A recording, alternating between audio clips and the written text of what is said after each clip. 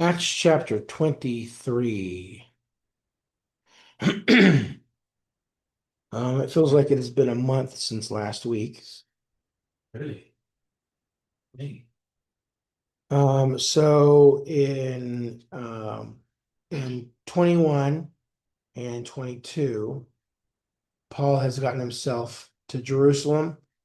He is in trouble. Um, he went to the temple to finish a vow, and they grabbed him up. They were trying to beat him anyway, if not kill him. The Romans got involved, took Paul into the barracks of the Roman guards to protect him, um, and that's kind of where things ended up. They were about to beat Paul at the end of chapter 22, and Paul said, "Hey, I'm a Roman citizen. Are you sure it's okay to flog a Roman citizen?" And the answer to that would be no. You can't. You can beat somebody who's not a Roman without a trial, but you can't punish a Roman citizen. So um, he ended up going back to the barracks. Um, the tail end there says the commander wanted to find out exactly why Paul was being accused by the Jews. So the next day he released him and ordered the chief priests and all the members of the Sanhedrin to assemble. Then he brought Paul and had him stand before them. So, so the commander, whose name is Claudius Lysias, um, doesn't like unrest in his town. And so he is trying to get to the bottom of the issue, what's going on, and he orders the Jewish Sanhedrin and the high priests to get together to to resolve this matter. And that brings us to chapter 23, verse 1. Paul looked straight at the Sanhedrin and said, "My brothers, I have fulfilled my duty to God in all good conscience to this day." At this, the high priest Ananias ordered those standing near Paul to strike him in the mouth. Then Paul said to him, "God will strike you, you whitewashed wall.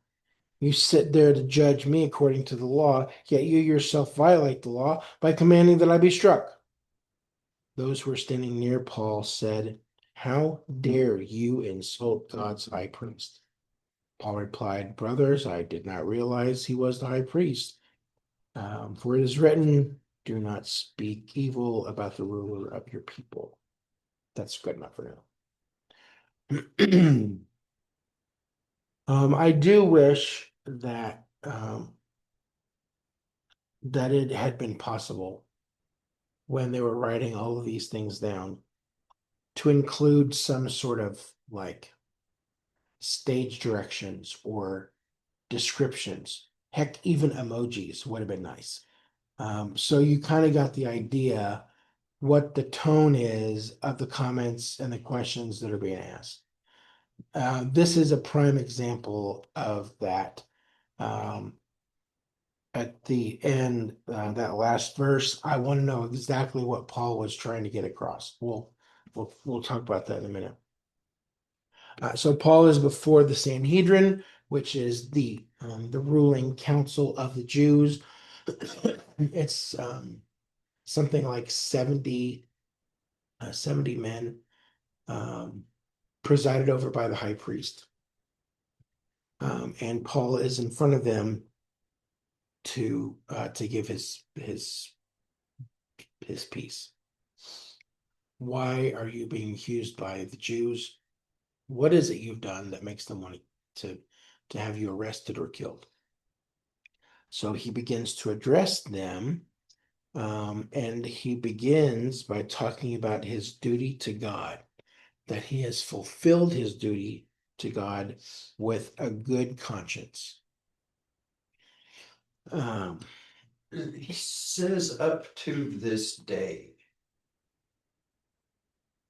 That could almost be taken like I'm done. like he's done having a good conscience, Yeah.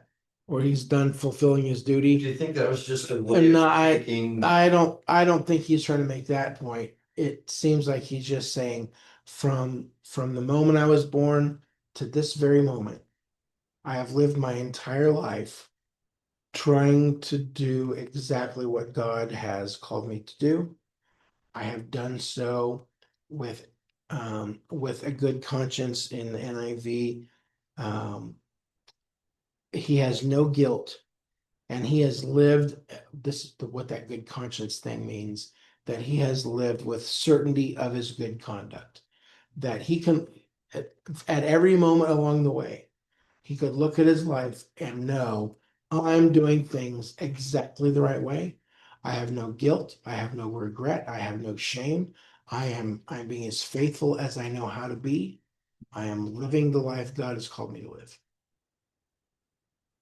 Um, Now, it has been something like 25 years since Paul stood before the council earlier. If we go all the way back to Acts chapter 8 and 9, with the death of Stephen the martyr. That's a quarter of a century ago.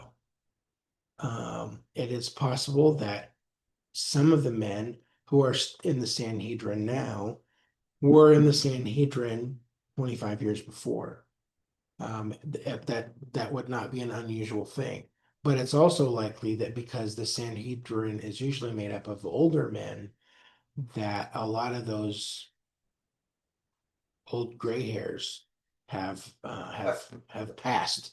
They've left this world, and um, there may be some faces that are the same. And if that's the case, then those men would have been around when Paul had gotten permission to go to Damascus to persecute the followers of Jesus, the people of the way. Wasn't Paul part of the Sanhedrin? Right? Yeah. And he was at a younger. He's a Pharisee. He's 25 years younger than he is at this point, but he went to Damascus to persecute Christians with the full authority of the high priest, chief priest, and the Sanhedrin. He was like their, and we'll see this some more later on, but he's like the golden boy, of the Jewish leadership. At least that's how he characterizes himself. A Hebrew of Hebrews, a Pharisee, and the descendant of a Pharisee. I mean, he had advanced far beyond the rest of his peers. He was the wonder kid. They Golden child. Yeah. So he did that with a clear conscience, believing that it was exactly what God would have led him to do. He acted out of conviction before, and he has been acting out of conviction lately. If they were very proud of him for listening to the voice of God in his head and heart when he was persecuting the church, they should know that he is operating with that same amount of fire and conviction now as one who is promoting the teachings of Jesus. Nothing has changed. He is still full of conviction. I got a clear, clean conscience. Um, So if all that was prompted by conscience and conviction, so too was his conversion to following Jesus. Um, that statement causes the high priest Ananias to tell the people who are standing near him to punch him in the mouth, slap him. I don't want to hear that. Um, And in doing so, Paul lashes back by calling the high priest a whitewashed wall. Um, what's whitewash for? Do you know what it is? Covers the dirt. It cleans it, doesn't it? Use it to clean a wall. So it's kind of like that. Um, so it's somewhere between paint and mud, dust.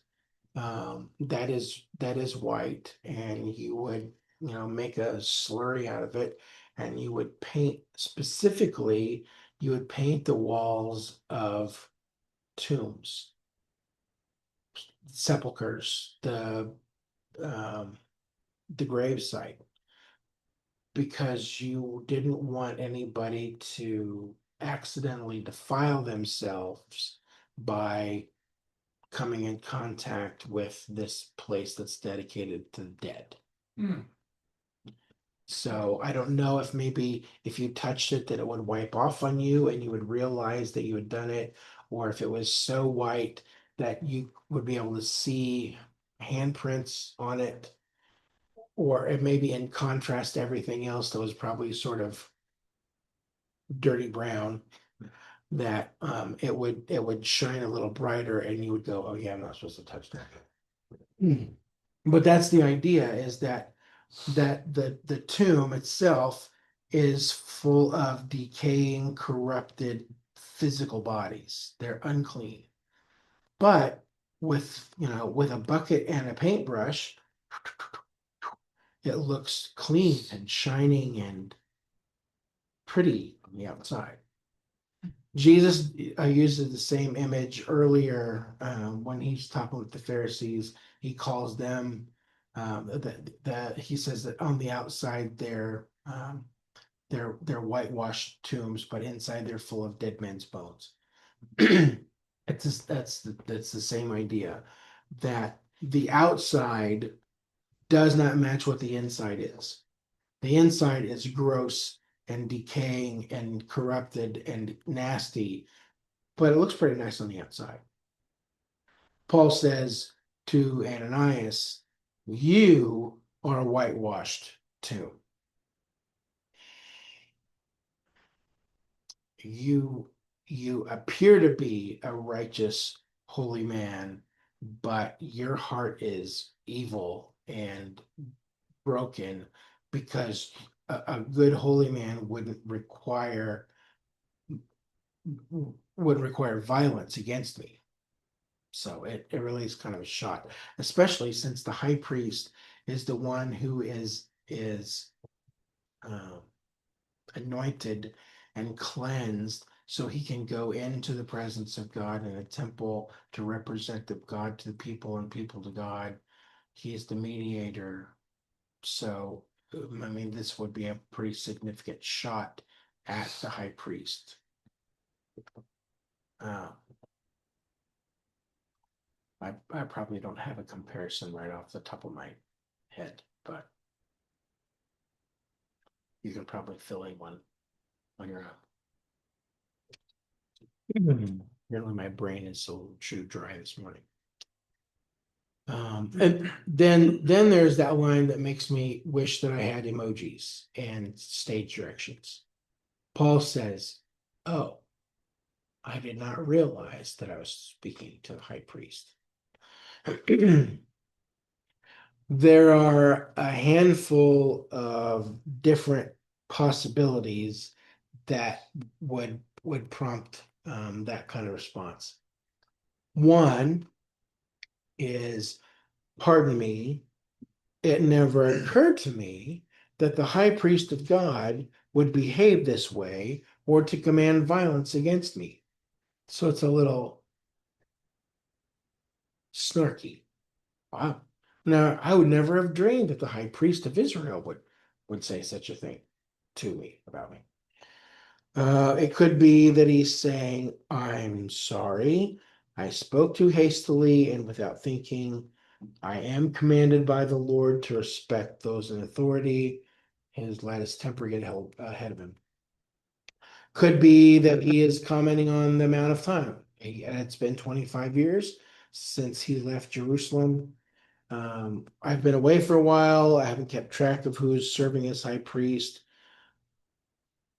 It's been a long time since Paul was a part of that elite group. He just didn't know. Or it could be since the Romans are the ones who called this meeting pretty quickly, that all of the guys who are coming to the Sanhedrin didn't really have a chance to do their hair and makeup and get everything just right before they came. So they're showing up in their sweatpants and their ball caps, and they're not in their official uniforms of the high priest. Could be, or it could be that he is. Everybody believes that Paul's eyesight was really bad, and so this could be sort of a comment about that. Hey, my eyes are bad. Couldn't really tell who you were. Super sorry. I would not have spoken to you like that if I had been able to see who you really are. There was another idea that there's so much political stuff involved in the high priesthood of Israel that people are always jockeying for position, like they had 27 high priests in not very many more years than that. And one commentator said that it's possible that this Ananias had really sort of overtaken this position. He shouldn't have never had it. And so Paul could be saying something like that, like, oh, I didn't realize somebody like you would be the high priest, and that you would treat me this way. Um, Whether he's being sort of ironic or sarcastic, or if he is, being genuine, it appears that Paul is making an apology. He's showing some respect to the high priest. He does quote a passage from the book of Exodus, chapter 22, verse 28, that says, "Do not blaspheme God or curse the ruler of your people." It's probably a pretty good principle for our lives as well. This one is totally free, whether you're a donkey or an elephant or whatever the other options are. It really kind of seems to me like most of us should not be referring to the president by his first and last name or by his last name. He is the president. And because he is the president of the United States, should be referred to as Mr. President all the time. That's free. I'm not charging you for that this morning. That's as political as I will be today. But that has bugged me for a long time. I mean, I wouldn't speak to George Washington or Abraham Lincoln or John Adams or any other president, Teddy Roosevelt, in that way. The president deserves to be spoken of and to respectfully, whether you agree with him or not, because He's the ruler of the people. don't curse the ruler of your people. You can disagree with him, but he is due respect. So I'm glad this came out now, about 3 years ago. Makes it a little easier. Get on board. any comments or questions about anything so far?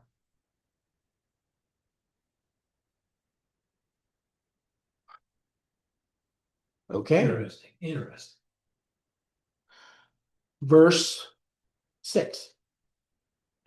Then Paul, knowing that some of them were Sadducees and the others Pharisees, called out in the Sanhedrin, "My brothers, I am a Pharisee, descended from Pharisees. I stand on trial because of the hope of the resurrection of the dead." And when he had said this, a dispute broke out between the Pharisees and the Sadducees, and the assembly was divided. The Sadducees say that there is no resurrection, and that there are neither angels nor spirits. but the Pharisees believe all these things. There was a great uproar, and some of the teachers of the law who were Pharisees stood up and argued vigorously. We find nothing wrong with this man, they said. What if a spirit or angel has spoken to him? The dispute became so violent that the commander was afraid Paul would be torn to pieces by them. He ordered the troops to go down and take him away from them by force and bring him into the barracks. The following night, the Lord stood near Paul and said, take courage. As you have testified about me in Jerusalem, so you must also testify in Rome. Okay. So we probably do not have the full transcript here of everything that happened between Paul and the members of the Sanhedrin that morning. Luke may not have had access to that information. I would assume that probably there's a lot more that was said and done that day in this amongst the Sanhedrin that didn't get recorded for us because things have kind of moved pretty quickly. Sorry, I didn't realize you're the high priest. By the way, I'm on trial because of my belief in the resurrection. It seems like that's a big jump. Maybe that's exactly how it happened, but we as we have seen many times before, we really don't have all of the details. So that's what that sentence boils down to, where it says respect to the hope and the resurrection of the dead. Is that because he was teaching that? Is that why they grabbed him originally? Well, they grabbed him originally because of his reputation that he had been going. Remember, let's rewind a little bit. So when Paul's whole reason for coming from Greece down to Jerusalem was to deliver some gifts. You're not helping me out here. No. He was bringing money and supplies from all the churches that he had visited. I don't remember you saying that. Me neither. Did I miss that? That's okay. That's possible. All right, so pause.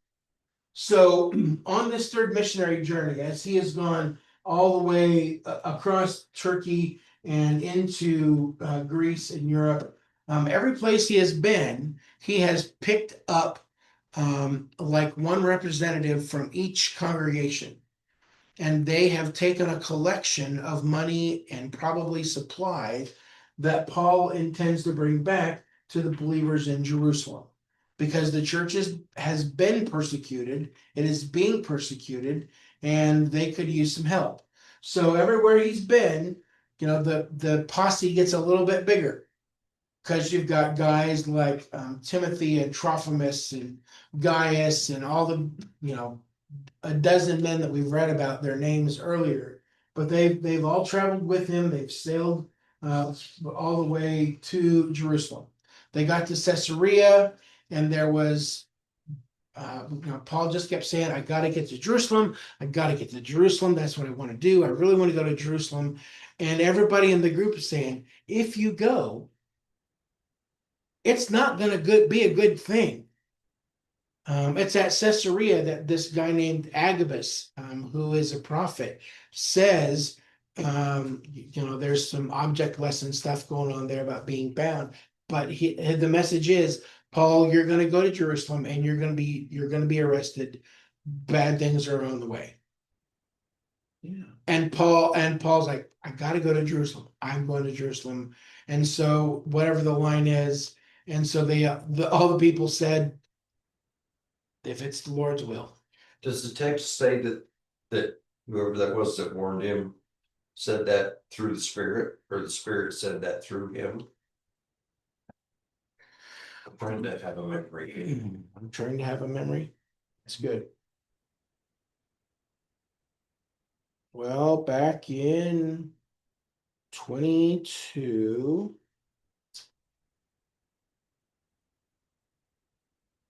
where let's see, I don't ever remember. 22 verse, I don't know what number that is, 10. After we had been there a number of days in Caesarea, they'd been staying with Philip, the guy who had baptized the Ethiopian eunuch back in Acts chapter 8. After we'd been there a number of days, a prophet named Agabus came down from Judea. Coming over to us, he took Paul's belt, tied his own hands and feet with it, and said, "The Holy Spirit says," there you go, Robert. Okay. The Holy Spirit says, "In this way, the Jewish leaders in Jerusalem will bind the owner of this belt and will hand him over to the Gentiles."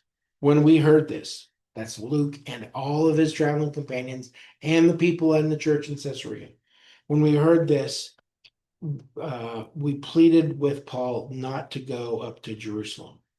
Then Paul answered, "Why are you weeping and breaking my heart? I am ready not only to be bound, but also to die in Jerusalem for the name of the Lord Jesus." When he would not be dissuaded, we gave up and said, "The Lord's will be done."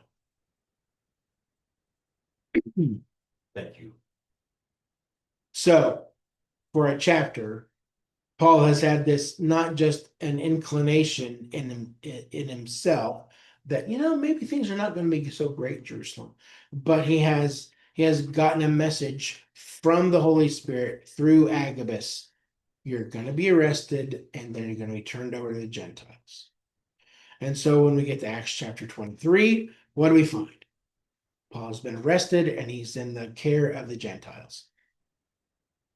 What God says is going to happen happens.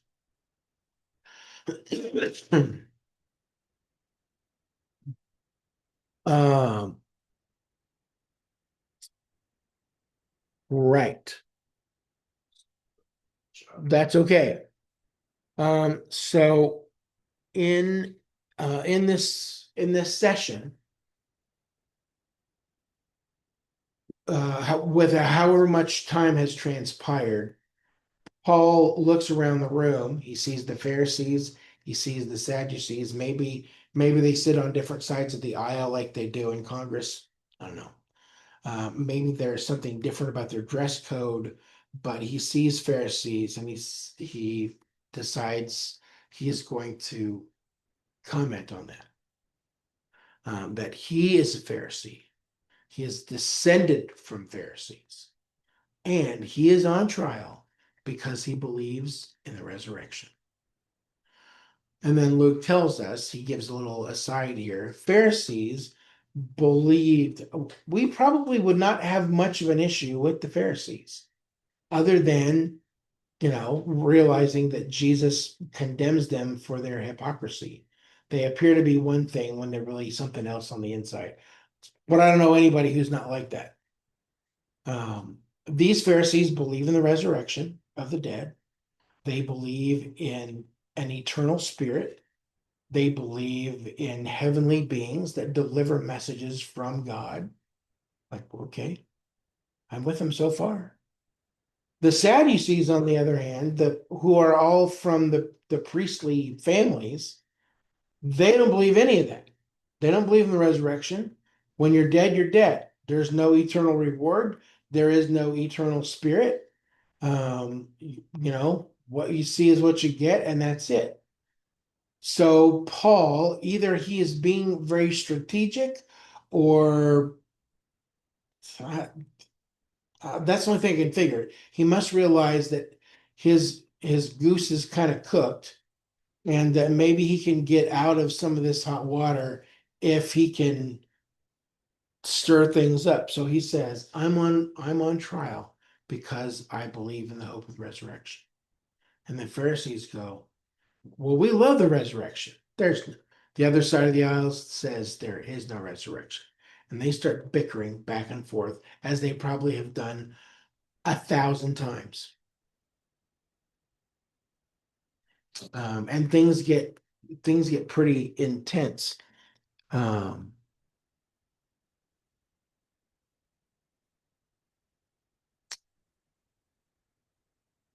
Paul draws on this theological point, and from his history, he says, I'm a Pharisee. I am the son of Pharisees. I'm on trial because of my hope and resurrection. And so I think in doing that, he might be trying to maybe appeal to at least part of the group who are Pharisees, who believe in the same things that he does.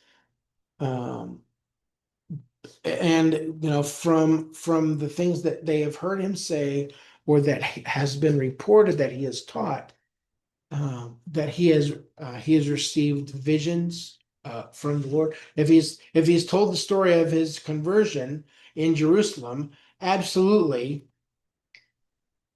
he has said that he had a vision that he met the resurrected Lord Jesus on the side of the road on his way to Damascus. And so the Pharisees said, well, maybe he did see an angel. Maybe he did receive a vision. So the group start battling there. Things get pretty intense in the chamber. When it says that they argued vigorously, that describes a heated, fierce fight. Maybe even punches are thrown. It's a really intense fight. It's not just, I say this, you say that, I say this, you say that, back and forth, but they're getting up in each other's faces. It's very intense. Tempers are flaring. People are pulling on robes and yanking on beards and what else. There's it's about to be a free for all. Spits flying.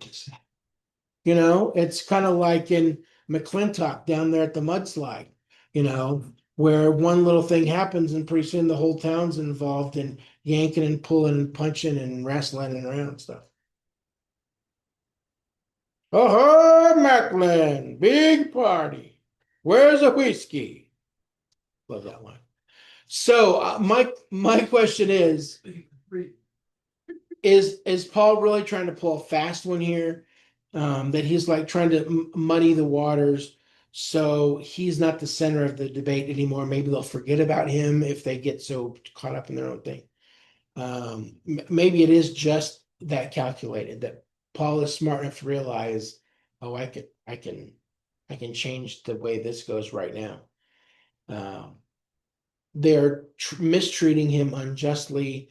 So if he can dodge their full gaze and their scrutiny, and he can get them to refocus on some other finer points of political and theological debate, that seems like all's fair in love and war. So there will not be a unanimous vote against Paul now, because these Pharisees are mad at the Sadducees. I don't know if you believe that Paul is that calculating and or not. I'm not really sure. So the yelling and the physical scuffling gets so intense that the commander, who may be in the room, I mean, I had initially in my head that they come into like the big Senate chamber, the big House of Representatives chamber, and that Paul's down there at the floor, and the commander is there, and everybody's all around, and they're all yelling and hollering at each other. But it's probably more likely that the commander is in a tower or along the roof line, above a courtyard, where he sees and hears all this, based on some of the directions that he gives, that he sends the soldiers down to go get Paul and to rescue him, because he sees that it's about to be pretty scary. He doesn't want Paul to be killed. That's not the way justice is supposed to work. So the soldiers are sent down. They grab him up and take him back to the barracks, not because he's under arrest, but now because it's essentially protective custody. We got to get this guy out of the hands of these people. They're nuts. These Jewish leaders are just crazy. like a feeding frenzy down there.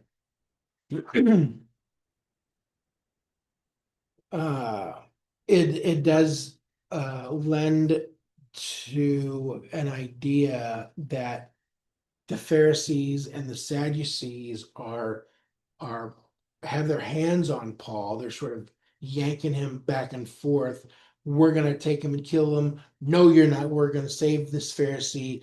Back and forth. The commander is concerned that he's going to be physically hurt severely. So they take him away. And that night in the barracks, and it's not clear if it's really in person or in a vision, the Lord Jesus comes to Paul with some encouragement. Take courage as you've testified about me in Jerusalem, so you must also testify in Rome. Think about what Paul's experience has been like. He and others had brought gifts of compassion and unity to Jerusalem from Asia Minor and Europe.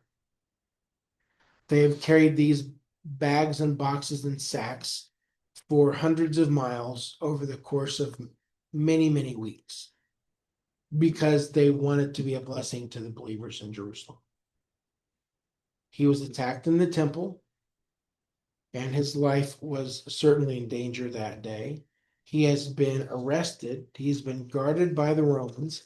He'd spent a terrible day with the Sanhedrin, where his life was threatened again.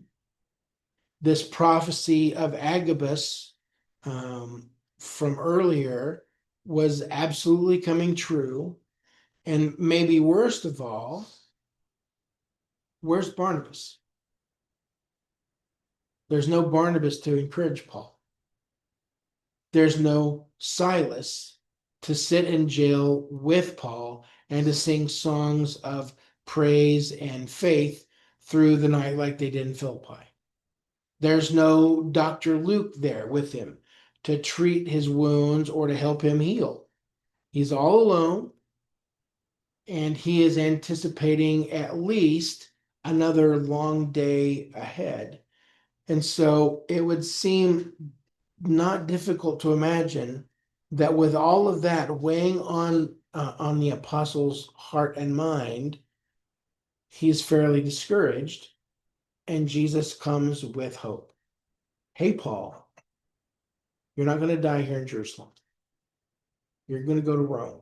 You've been my witness. You've testified about me in Jerusalem, and you're going to go testify about me for me in Rome as well. Now, there's not a promise that any of what's going to come is going to be easy or fun or enjoyable, but Paul is going to have the opportunity to share the good news at the very heart of the Roman Empire. He won't die in Jerusalem, no matter how much the Jewish leadership might hope and plan for that very thing. Questions or comments?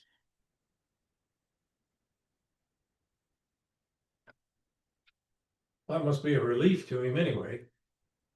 When Jesus talks to him, because he was probably thinking he's at the end of the ropes. So at least he knows he's going on. He just got to put up with a little bit of. Yeah. Well, it is one thing. It's one thing for Paul to say to the folks in Caesarea, I'm not willing to just be bound, arrested in Jerusalem, but I am willing to die for the Lord Jesus. It's one thing to say that.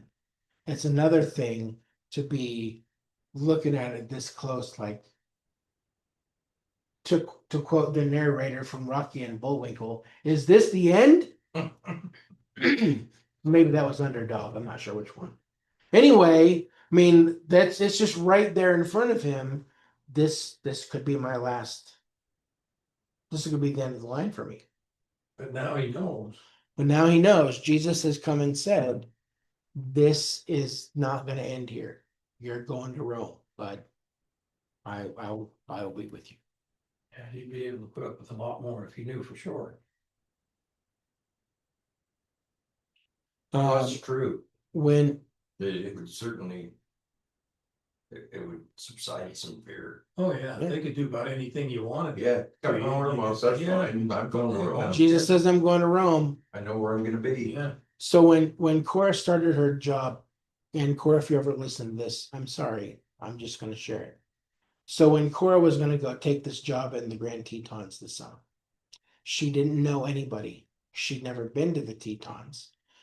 She had met the people she was going to do her ministry job with, like for less than 36 hours one time. And I had some conversations on the phone and things, but she didn't know what she was getting into, where she was going to live, who she was going to work with. She didn't know any of it. And on the last half of the trip up there, she and I were riding together in her car, and I said, you know, Cora, back when I was in college, I did this touring thing for the school 3 summers. It was going to be 10 weeks long, 10 weeks of church camp in a row, camp after camp after camp. And my mom said to me before that first summer, James, you can do anything for 10 weeks. 10 weeks is a piece of cake. So if you have a really great time, or if you have a really awful time, you just need to remember it's just 10 weeks. So I said to Cora, sweetheart, I don't know what it's going to be like, but it's 12 weeks long. You can do anything for 12 weeks. And we got to the place, to her dorm where she was going to stay. She'd gone in and checked in, and they had given her all of her stacks of stuff and her all that kind of thing. And we went to the dorm. She and Stacy went in, and she was coming back out to get her stuff, and she said to her mom, I can do anything for 12 weeks. I can do anything for 12 weeks. Because it was sketchy. It was really sketchy. Think about some of the finest government housing you can, and realize that was way better than what she experienced. It was dingy and gross, and probably hadn't been mopped and waxed in like at least 4 presidential administrations. So, um, yeah. So I think that's kind of what Paul's got going here too. yeah. Hey, you just got to get to Rome, baby, Yeah. and you're going to Rome. Whatever comes, you can absolutely deal with it. I'll be with you. And you're gonna testify in Rome. Yeah. So as long as he doesn't open his mouth, Yeah, when he gets there, he's good to go. And that word testify is the Greek word is martureo. I testify. It's the same word. But whether you're testifying in a court of law or you have witnessed something, you're sharing your story, that's what it is. So it's not necessarily saying, Paul, you're going to go stand trial in Rome, but you're going to share this story, your encounter with me. You're going to share salvation message in Rome as well. You've done a great job every place else. You've done it here in Jerusalem. You're also going to do it in Rome.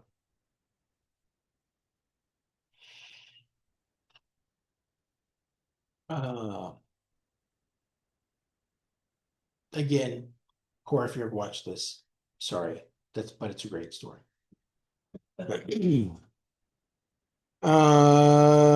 Okay. Now, the last thing was he won't die in Jerusalem no matter how much the Jewish leadership might hope and plan for it, which is what we see next. Verse 12. The next morning, some Jews formed a conspiracy and bound themselves with an oath not to eat or drink until they had killed Paul. More than 40 men were involved in this plot. They went to the chief priests and the elders and said, we have taken a solemn oath not to eat anything until we have killed Paul. Now then, you and the Sanhedrin petition the commander to bring him before you on the pretext of wanting more accurate information about his case. We are ready to kill him before he gets there. But when the son of Paul's sister heard of the plot, he went into the barracks and told Paul. Then Paul called one of the centurions and said, "Take this young man to the commander. He has something to tell him." So he took him to the commander. The centurion said, "Paul, the prisoner, sent for me and asked me to bring this young man to you because he has something to tell you." The commander took the young man by the hand, drew him aside, and asked, "What does he want to tell me?" He said, "Some Jews have agreed to ask you to bring Paul before the Sanhedrin tomorrow on the pretext of wanting more accurate information about him. Don't give in to them, because more than 40 of them are waiting in ambush for him. They have taken an oath not to eat or drink until they have killed him. They are ready now, waiting for your consent to their request." The commander dismissed the young man with this warning: "Don't tell anyone you reported this to me." They didn't really believe in the Ten Commandments at that point. Well, their belief would be they're carrying out justice against this blasphemer. I will give them at least a little bit of a pass for trying to do what they believed the law required them to do to somebody who is blaspheming God. Now, there has been no determination if he actually was blaspheming God. So they have devised an assassination plot. And it seems like virtually everybody in the Sanhedrin is either involved or that they have given their assent. There's more than 40 of them that are going to be, hiding in the bushes, waiting for Paul's group to come by. And they're probably not just going to kill Paul, they're going to kill everybody who's with him. And they've given this story to the Sanhedrin. This is what we want you to do. Here's your part. You have to do it just like this. We've already got it all worked out in our heads. Everybody has their positions. Everybody knows what they're going to do. You have to do your part, and we promise that we will do ours, and Paul will be dead. So they've even taken an oath.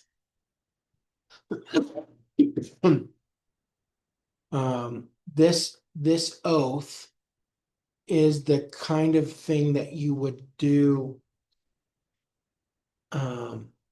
looking for God to bring down punishment if whatever is promised isn't fulfilled. So essentially, these 40 men have said, "God, punish us, curse us if we don't kill Paul."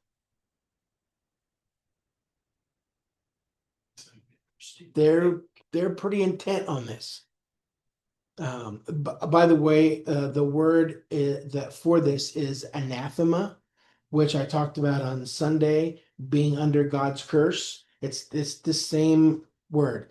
God, we want you to anathemize us with this anathema if we don't kill Paul. We want you to curse us with this curse. We want you to punish us. We're going to do this thing. We're all the way dialed in, locked in, laser focused. This is what we're going to do.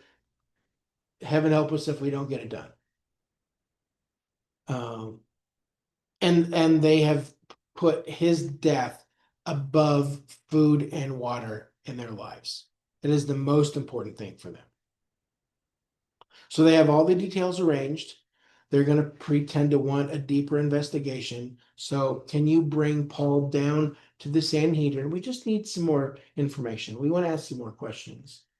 But before Paul will get there, these 40 men with knives are going to kill him before he ever gets there.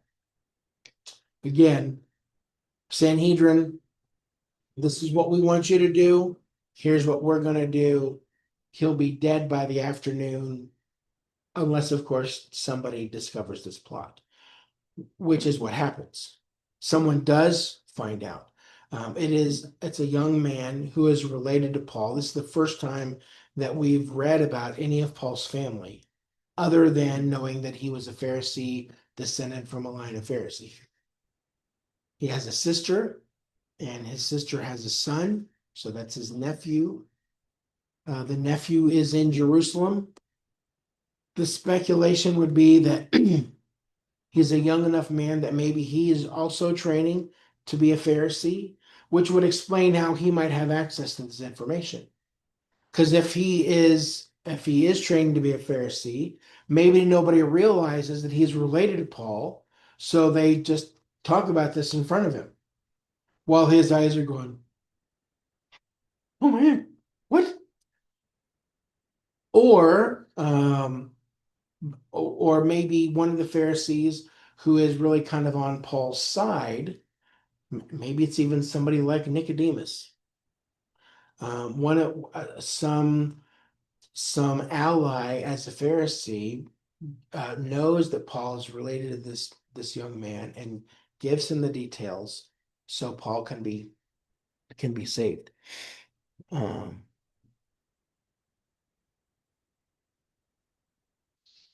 Or maybe he just was in the hallway and overheard the plans. However, he's come by it. He goes immediately to the barracks. He finds Paul, who's not under arrest. He's really just in protective custody, so people can come and go. Goes and tells Uncle Paul, "Hey, they're going to kill you. There's a plan." Paul says to the young man, "You need to go tell this to the commander." The centurion takes the young man to the commander, grabs him by the hand, pulls him in close. Tell me what you've heard. It's not for everybody. This is just between the two of us. You just whisper in my ear what it is that you know is going to take place. um, so that brings us to verse 23.